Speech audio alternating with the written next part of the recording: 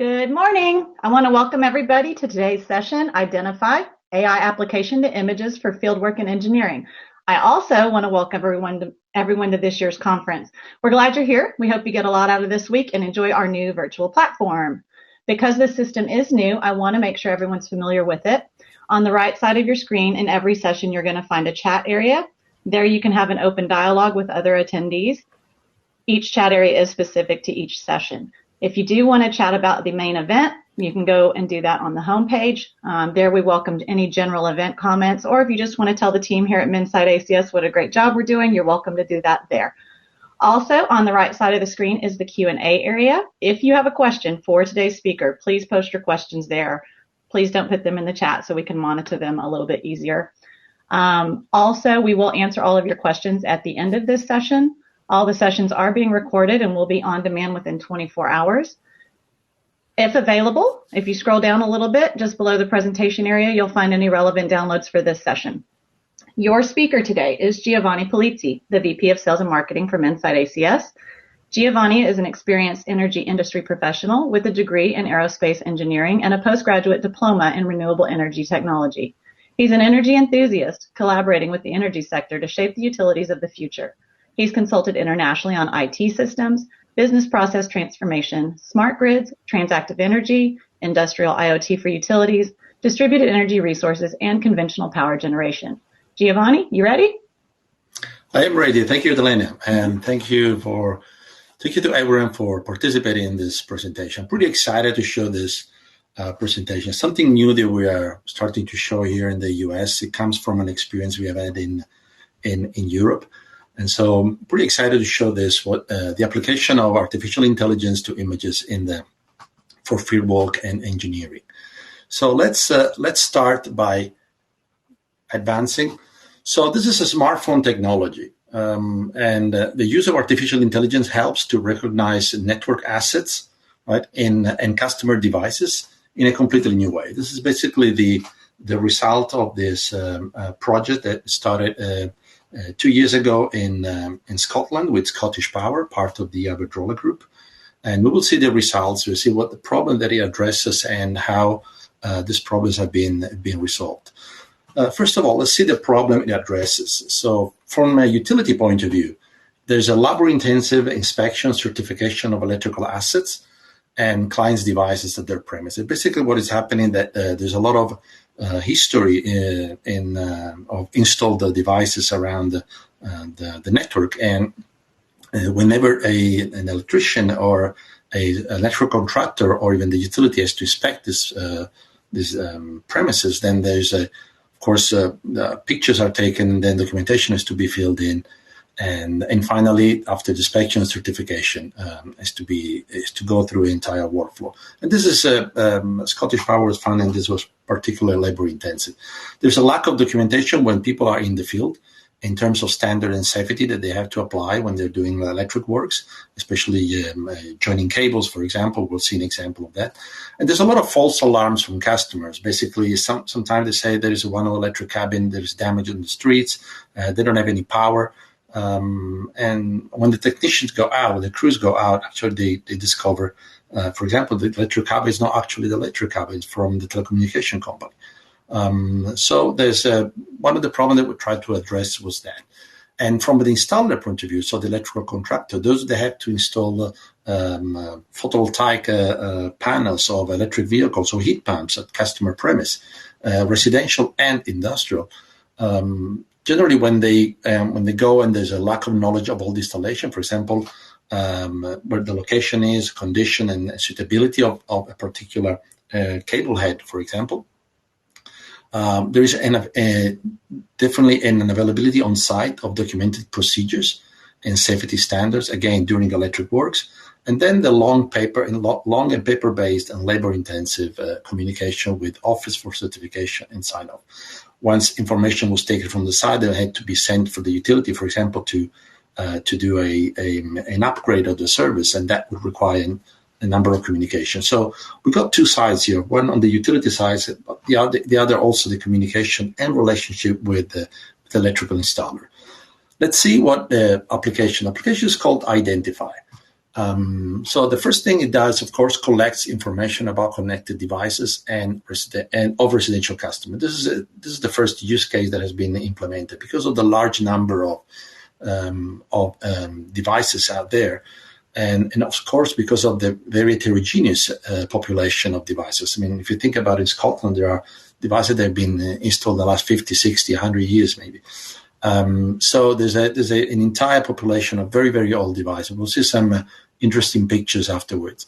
Of course, this comes handy when the customer is requiring the installation of EV chargers, of a new heat pump or photovoltaic panels, or, for example, battery storage. In this case, there's the need to understand if that particular cable head is suitable for the installation. The second one is collect visual evidence for customer calls. So when call out for a replacement, like smell of burning, sometimes fire call, customer can now take a picture of what they expect the problem is and send it to the utility. And actually, when they take the pictures, the image is immediately recognized. The third case is the provide information to field technicians, basically with safety instruction on electrical installation, standards and requirements in terms of cable head, cable stripping, for example, and dimensions and everything that is required to feel standard and to comply with the safety regulation. In terms of collecting information, we'll see, for example, a licensed electrical contractor inspects a site, and you see over there a picture of this particular done by Scottish Power. The picture is taken, and immediately the artificial intelligence detects a particular device. And detecting this device, it recognizable type of cutout and associated electrical technical characteristics. So, of course, there is a database of these devices in the back end of the application, and so the image is immediately analyzed, and these devices are recognized. Pretty helpful application because it immediately gives information on every technical characteristics. For example, also the capacity to increase the power demand of this device. The other thing that iDentify does, fills in a request to the utility, right? For a service upgrade, when the service upgrade is required, and immediately create a visual evidence, right? Then there are other three steps. Of course, the utility planner prepares a quotation for the upgrade. There's no additional survey needed in the case of your utility, so utility does not have to go out and inspect again the site. The quotation for service upgrade is directly sent to the contractor and customer for approval, right? And the last part, the utility can update their database. So whether there is an upgrade or whether there is not an upgrade, the utility has updated the database regarding that particular installation of the customer. So we come from, especially with the very old assets, and you see some in the picture on the side. Especially with the old asset, the utility can pass from a paper-based evidence to a photographic to digital image evidence, and also with all the technical characteristics associated with that particular asset. So it's pretty powerful in the sense to enrich the database of the utility, but also to simplify a lot the workflow for a service upgrade. Let's see what happens. For example, this is a few screenshots of the application. There's a menu for a survey process. There's a menu for the installation process, right? The Association of Electric Distribution Company in England is promoting the update of all the databases of the installed assets. So you see the two functionality. One is the survey process, and the other one is the installation. So in case I'm an electrical installer, I'm a subcontractor of a utility, and I'm going out for a survey process, I will use the menu on the survey. Otherwise, if I'm installing a new device, for example, an electric vehicle charging station, then I will use the installation process. I can choose whether it's a heat pump or an electric vehicle, right, or a micro generator. And then, depending on what I choose, there's a number of menus that I have to be filled in the field. This can go on a mobile or can go on a larger, like a tablet, portable device. So there's starting from the task that the electrical installer is doing, then moving into a workflow, moving into filling up the documentation. But the application doesn't stop there. Let's see what happens when we resolve customer calls. Customer can produce visual evidence, for example. And the two cases that I explained at the beginning, In one case, we see, for example, a damaged electrical cabin, which is actually a telecommunication cabin.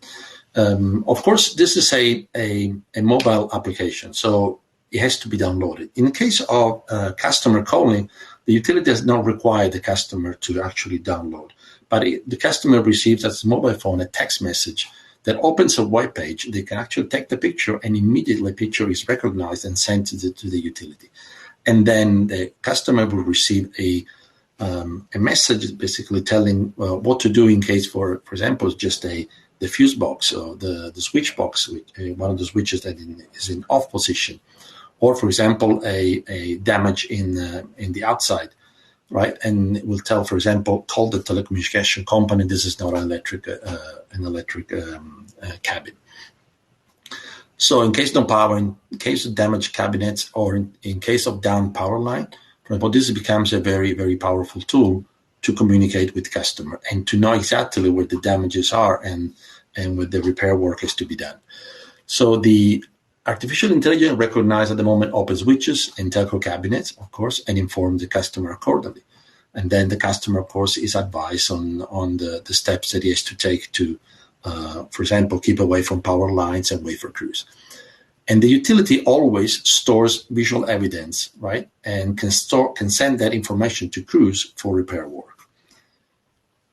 Let's see what happens when the other use case, provide info to the fields. In this case, what we're seeing is a technician taking a picture of a cable head, right? And has to join two cables. So the engineer takes the picture of the cable. The artificial intelligence recognizes the length, diameter of the component of each section, right?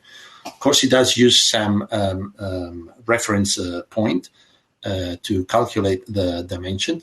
But once the dimensions are figured out, then it compares the values with the rules, standards, like the type of installation that is going on. It does confirm the suitability. So you can see down the picture down, you can actually see like a checklist, right, of the sizes that are required, and if everything is according to standards and according to tolerances. And then, but it also does a particular, so it also checks for damages on the cables. In this case, what we're seeing is it's a damage on the cable. This cable has been scratched, right? And the artificial intelligence basically creates a grid and understands the different levels of the surface and detects that actually there's been a scratch and gives an information to the technician directly in the field that he cannot use that particular cable. Because you can see over there, of course, there is a cross that basically saying no. At the end of the work, there is at the end of all this process, there's also a PDF, for example, to be prepared with visual evidence and all the information that the application has created. So it becomes again very, very powerful in the field, not only for safety reason and to certify the standards, but also to leave visual evidence and then to enrich the databases of the utility of the electrical installation. And then we're going to see the other, basically, this is what happened in England. The ENA is the Energy Network Association. Basically, every distributor of power and gas subscribe to the ENA. So the ENA has decided to use this application to increase safety in the electrical installation and fieldwork, right, to reduce utility calls for false alarms. So actually, this project started from Scottish Power, but then it became a nationwide of nationwide interest through the ENA, and it's actually been sponsored by the ENA, the evolution of this platform. The ENA is also promoting network improvements, right, by building a thorough database. Basically, what they're saying, the utility will need to have a very well-defined database of the electric installation because of the increase in electric vehicle charging points that they're seeing coming from the customer's request, and in that case, service upgrades. It's a good application to link electrical contractor and distribution network, right, to basically ease the process of request and certification of service upgrades, which again the ENA expects to be increasing in the coming years. And then, of course, the one of the other use cases to promote and simplify the transition to low carbon technology. Basically, they try to make it easier inspection and installation of the of electric vehicle, photovoltaic, and energy storage. Basically, all the networks are joining DNA, and this is becoming an application used across UK. Let me also say what kind of technologies. Let's do a technology analysis here. We're using an application called Xamarin. Basically, we developed one application, and it's already available for Apple, also for iPhones, for Android phone, or for Windows phone. And the backend of the application runs on a cloud. Can be Amazon, can be Google, for example, can be Azure. This is the way it has been structured. We are saying that this allows a much easier deployment of the application across different technology, and it eases the uptake of this application by contractors and by utilities. There's a number of evolutions of this application. Of course, the application started with cutout boxes in houses. It evolves into electric vehicle charging points. Heat pumps are also being recognized. Scottish Power has asked to also provide information on maintenance of heat pumps. So basically, a picture is taken, or a picture of the barcode of the heat pump, and then the crew can immediately have access to a number of documents that specify how to maintain the particular component, the particular device. In future, there can be other things like damages, for example, after a storm. They can also be recognized. Basically, a project looks like there's an initial analysis of the requirements, of the use cases that a utility wants to bring forward, or a contractor wants to bring forward. This definition to validate all the information that is required, the architecture and functionality that have to be included in the particular navigation of the application. Then there is the design phase and the optimization. The algorithms that recognize images and have to be trained on different assets. So what works for a particular asset can be extended, for example, to assets of the same kind. Of course, there's a database to be created with the most common assets, for example, the most of the oldest assets where information is more lacking. And then by cycling, by iteration, of course, there is the optimization of the algorithm. So the way the convergence becomes easier, becomes faster, and information available becomes faster too.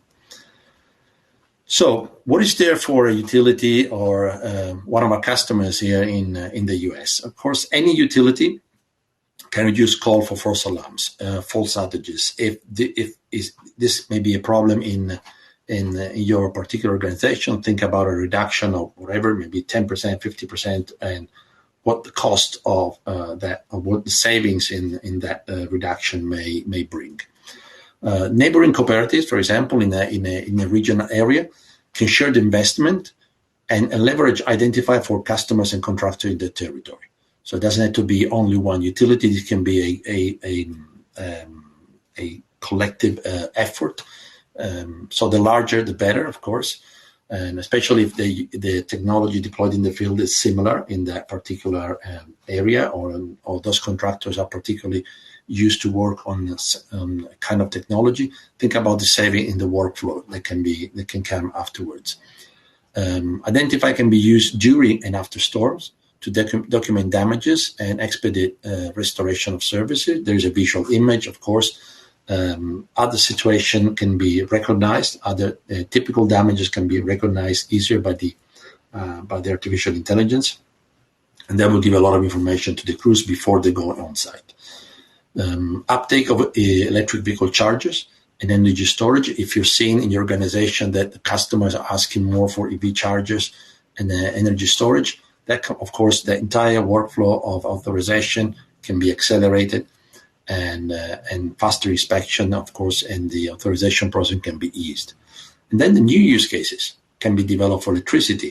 We saw everything for electricity, but also let's not forget water, let's not forget gas, let's not forget also fiber. If you're investing if you have field work regarding water, gas, and fiber, there's also other opportunities that the application brings along. Scottish Power asked us about the electricity part, but of course, if you're interested in water, we can also study together other use cases for the particular sector. And so, if you're interested, let us know. We are very, very happy to discuss with you the possibility to show you a demo, to show you a video of how the application works and the benefit. We have testimonials from Scottish Power about the benefit they are experiencing by using this application. We can talk to the ENA and have them inform you about the benefits and how they see the evolution of this platform. So we're pretty confident that you may find it quite useful for your organization. And I will stop here. I don't know if there is any question. We have 8 minutes left before we close this session. So if there is any question left, I'd be happy to answer them.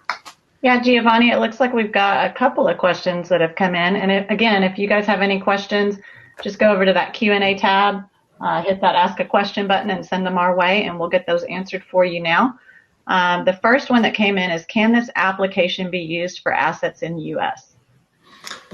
Yes, it can be. Of course, the algorithm has been trained on assets in UK, and probably the technology is different. But again, the algorithm recognizes images.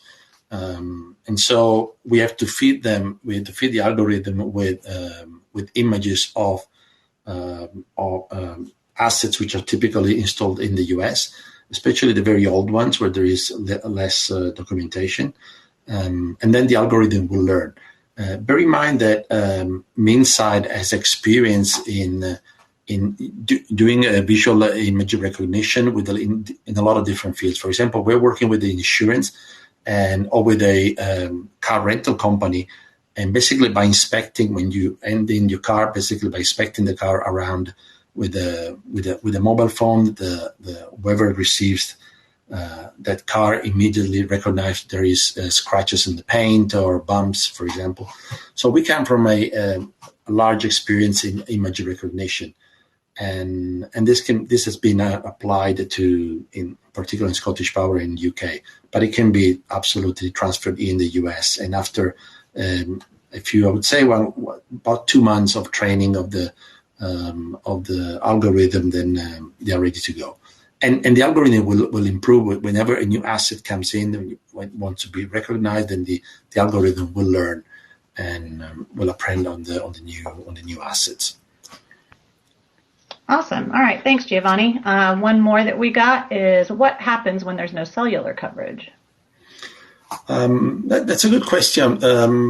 Of course, part of the technology, part of the artificial intelligence is actually on the mobile phone.